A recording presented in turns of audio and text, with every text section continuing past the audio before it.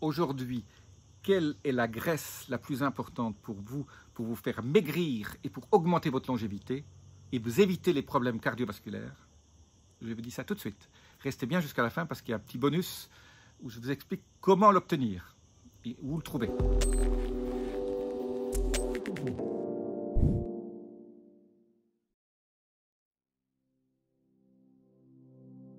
Je suis Jean-Marie Vuterlin, je suis expert en rajeunissement et longévité et j'aide ma communauté à ajouter de la vie à leurs années et des années à leur vie. Alors aujourd'hui, je vais vous reparler d'une graisse dont beaucoup de gens parlent, mais une nouvelle étude vient de sortir qui montre que les gens qui prennent beaucoup de cette graisse ont un risque cardiovasculaire 17% inférieur.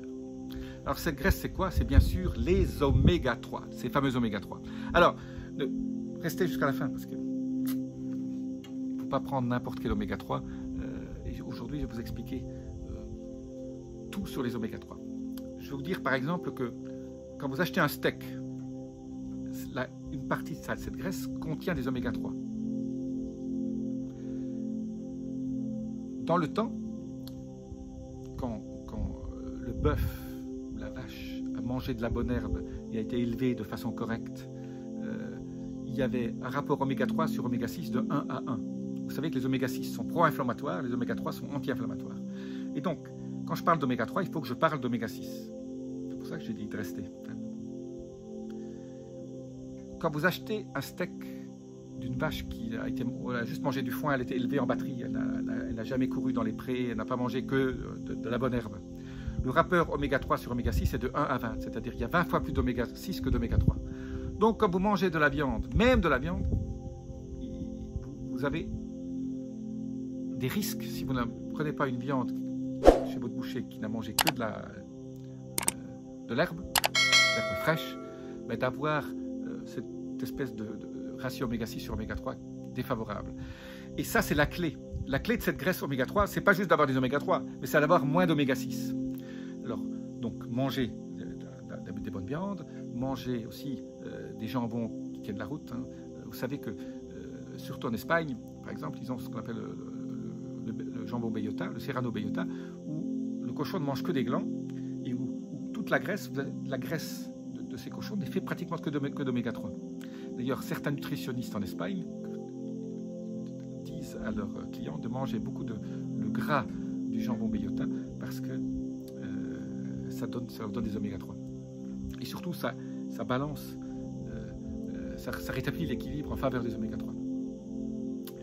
Donc, pour continuer à rétablir l'équilibre, vous avez en fait plusieurs manières de faire ça. Il n'y en a pas 36, il y en a plusieurs, surtout 3.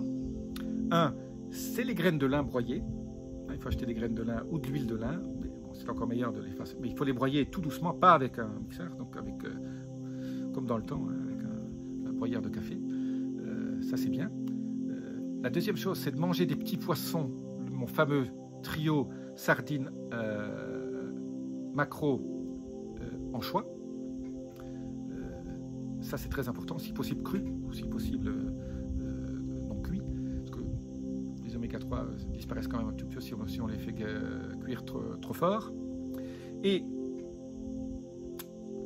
la façon, en fait, la plus simple, si vous avez ras-le-bol de manger des anchois, des maquereaux et des sardines, ou l'huile de lin, c'est d'acheter des capsules d'oméga 3 sous forme d'huile de krill, K-R-I-L-L. Le krill, c'est quoi? C'est ces petites crevettes, et c'est les seules qui ne contiennent pas de métaux lourds. Donc si vous achetez des oméga 3 normalement, vous avez quand même des chances, qui viennent surtout du saumon, vous avez quand même des chances d'avoir des métaux lourds, même si vous garantissez ça sans métaux lourds. Moi, j'ai toujours beaucoup de problèmes.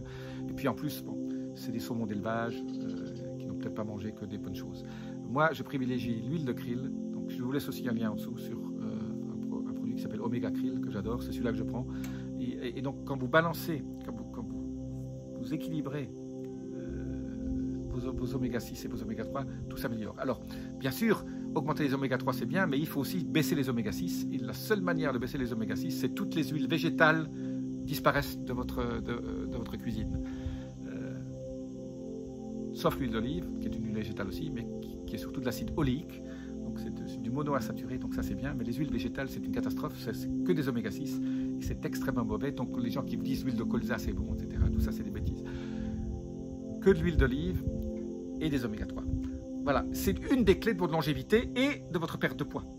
Donc, si vous voulez perdre du poids, c'est la seule graisse qui vous fera maigrir. Je vous dis à très bientôt.